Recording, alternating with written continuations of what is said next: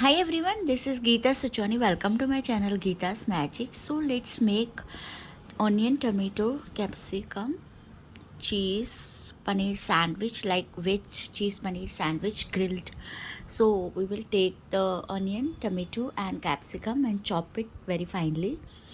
And after that I will grate the cheese as per your taste, less or more, whatever as you want. And after that I will grate paneer, or you can crumble with the hands or grate like this, and quantity according to your material and how much you're making sandwiches.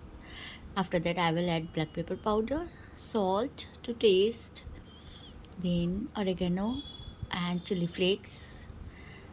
And earlier I had added green chili as you saw in video. After that we will take the bread. I had taken atta bread. Usually I always use atta bread at my home, but you can take white bread also.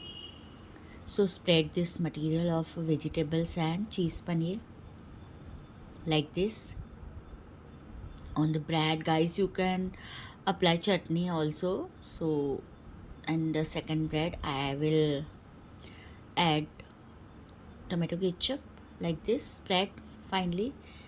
And after that we will apply butter on it, spread it properly and grill it like this. So our grilled sandwiches are ready.